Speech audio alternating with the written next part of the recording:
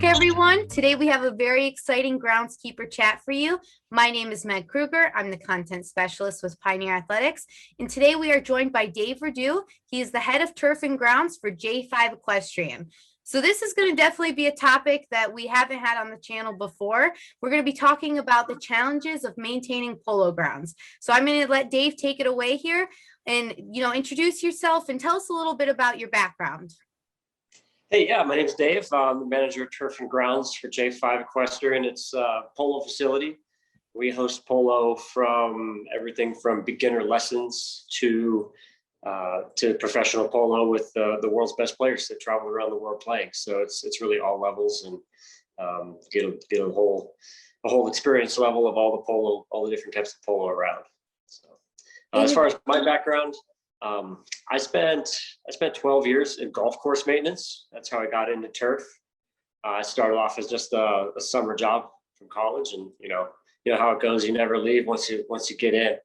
And then this opportunity came out, and I was like, I think this is a unique enough job. I'm going to make the switch, and I haven't looked back. It's now been 11 years at this job, so I'm almost 50-50 between this job and the rest of my turf career. Oh, cool. Did you have any interest or experience in equestrian before you kind of made the switch, or was it a leap of faith? No, not really. I'm definitely more likely to be riding a tractor than I am to be riding a horse. I didn't really know anything about it. You see pictures of like Prince Harry playing polo on TV, but that was really the extent of my knowledge. So it was definitely a learning curve jumping in. But I've grown to really enjoy watching the sport, become a fan of it, I follow the players and watch the games online, and it's a really fun thing to watch once you get into it. But prior to this, I absolutely knew nothing about it. I knew how to grow grass, and that was the most important thing. Definitely, yeah. I can tell that you're a lover of grass from coming from the golf industry to this, and the turf industry itself is such a niche group of individuals, but I would argue that, the polo turf industry within the turf industry is even more niche. And so what have you found as far as the learning curve with you coming in with, no knowledge with equestrian? How was that learning curve for you to kind of join this new industry? Well, I mean, the first couple of years, it's definitely kind of just fly by the seat of your pants, and it's still like that, especially when you get into the middle of the season. It's like just trying to hang on until the end of the summer. But you learn as you go. There's a lot of mistakes made, but every time you get better. Kind of learn what the players want. You take their feedback, and I try to take that really seriously. I work for the players. I'm here to give them a playground to play on. So listen to them and, take the feedback and kind of just treat every player as my boss, and get their requests done. And if they have a complaint or a compliment, really take it to heart. And I think that's the best way to kind of learn and go with the curve on things you don't know, is take other people's advice. And that's definitely a lot of people to please. So that's an undertaking in itself. Yeah, it is. It's an impossible feat, but you do your best, Of course. And tell us a little bit about the facility and, how many fields are there? How many teams play on the fields? What does that kind of look like? So it's kind of unique. I manage two separate facilities that are about 20 miles apart from each other. One facility is for the professional teams that have hired players that come in from around the world. It's their job to come play polo, and they put together tournaments, and people come in from around the world to play tournaments here. And the other facility is a club facility at the Denver Polo Club. And that's everywhere from people just learning how to play and just learning how to ride to people that are, really into the sport. They're really enthusiastic about it, and they're going around the region playing different tournaments. So it's every level of polo at the two different facilities, and we share a lot of equipment. So half of the challenge of my job is getting equipment back and forth, getting it scheduled around the games, and making sure that all the fields are maintained the right way within the right time frame with all the shared equipment and shared employees. And you touched on, that being a challenge, but what are some of the other challenges that you guys face in relation to events, maybe at the one facility and then training sessions at the other facility? Well, I mean, I guess in general in polo, the biggest challenge overall is the divots.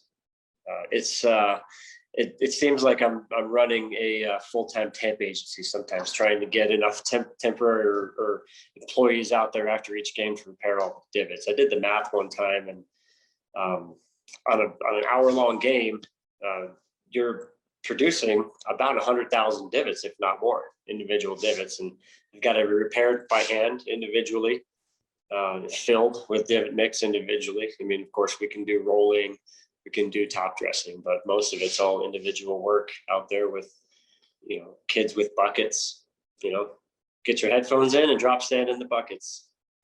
So, I mean, that's the biggest challenge because, we have, between the two facilities, we have 4 full-size fields, and each field gets played about twice a week, during the season. So it's constant play. We don't get a lot of rest. So it's a quick turnaround time. So getting all those divots and getting the field smoothed out and flipped and ready for the next game in like 3 or 4 days is it's a challenge.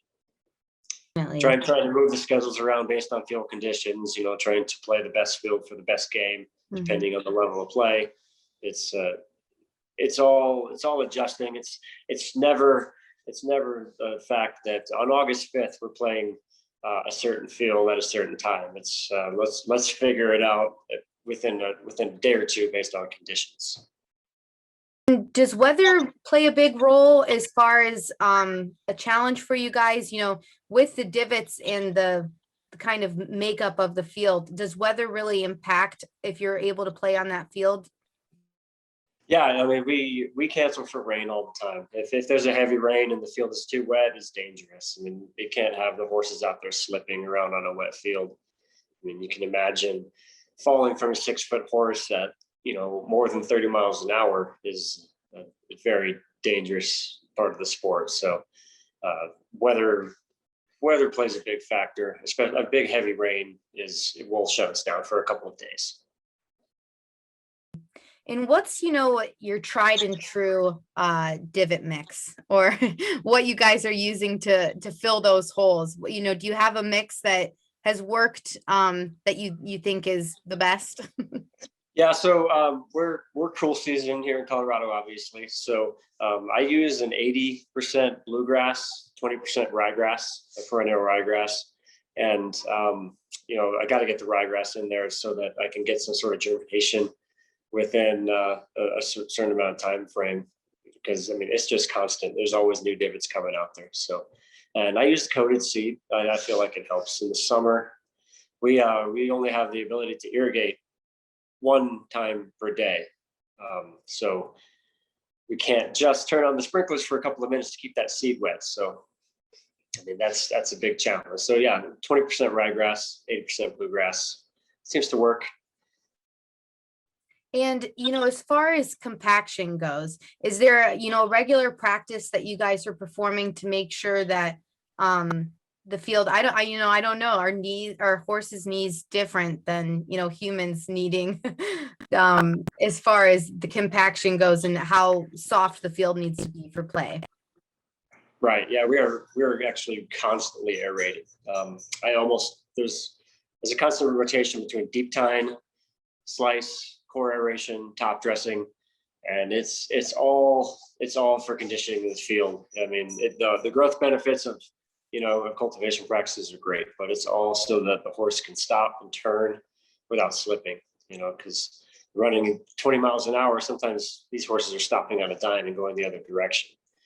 You can imagine they need to be able to get the hoof into the turf, so it has to be soft enough so they can get down and get a good grip in order to do that without slipping.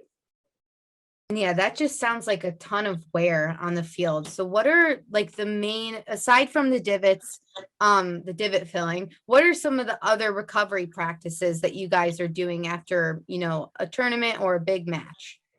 Sure. I like to do rolling after a big match. I mean, if you see pictures of the field, you can imagine, it gets so chopped up. So once the divots are repaired, I'll do a roll just to get them down in there, make sure that all of those divots are getting root contact, because every divot that doesn't get contact and it dries out overnight, that's another divot that we have to regrow from sand. So, I mean, over the course of a season, that adds up to a lot of square footage. So I've started, especially in the last few years, trying to get a light roll after most games if I can. So, I mean, that's a big deal. And, we do a lot of foliar applications for just spoon feeding growth, and trying to always have some sort of fertilizer, actively pushing that seed up and actively making that grass grow into those divots. And as far as like high traffic areas go, do you guys, is it similar to what you would see on a football field, the centers and the goal mouths, or are you guys having pretty much the entire field needing to be recovered after a match? It's pretty much the entire field. I mean, it kind of goes in like a diamond pattern from the goal out to the sides in the middle and back to the other goal. The corners are less frequently used, but they definitely get used. And even light use on a polo game creates big divots. So there's still maintenance on 100% of the field. It's the goal areas get extra attention because that's where all the action goes to. But there's not a square inch of the field that doesn't get some sort of use. And this may be a curveball question, but are there any like regulations on how large these horses can be in order to play on the field? Because I'm just thinking like the larger the horse, the more trouble that's going to be for you at the end of the day. Yeah, well, and again, I'm not a horse expert, but I mean, typically polo horses are much smaller than a lot of horses that you'll see. They need to be fast and agile. When you see a polo player practicing, they're jumping back and forth and doing spins. And the smaller the horse, the more agile. Kind of slender body. I mean, they're strong, of course, and big animals. But there's much bigger horses out there than polo horses typically aren't as big. Case that's a benefit for sure. Yeah. And so next question for you is, what would you say are the biggest differences in cultural best practices for what you're doing opposed to what like a typical sports turf manager may perform on their field? Well, I mean, I guess the biggest maintenance practice difference that I have to deal with is certainly irrigation. We have a subsurface main line that surrounds the field at both properties, but all of the irrigation is done above ground. So we got the large traveling water reels that pull out and pull in with water pressure, and it's all above ground. Imagine 2 water reels covering one 10-acre field. You get a little bit of wind, and we have smaller like K lines that we pull around on top and connect to quick couplers, and it becomes a full-time job just to irrigate the field every day.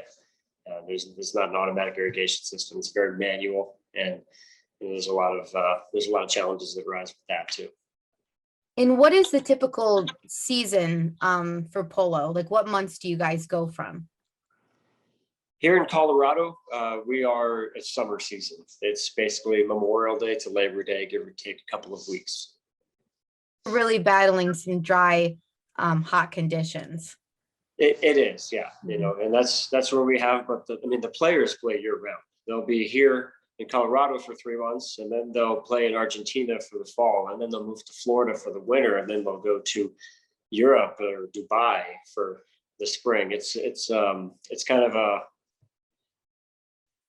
gypsy lifestyle, but more on the high end of things, I was gonna say like they sound like vagabonds, but definitely like vagabonds with caviar, maybe.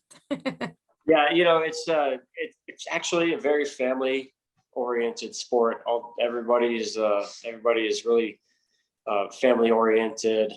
Kids and spouses come and watch every game, and it's like a big party sometimes. Everybody knows each other. It's a tight-knit community. Everybody's played against each other at one location or another.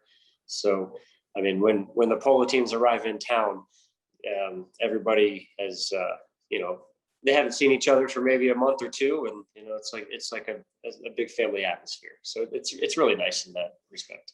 Yeah, that's really unique. That's a cool element that you wouldn't think of. Yeah. Very cool.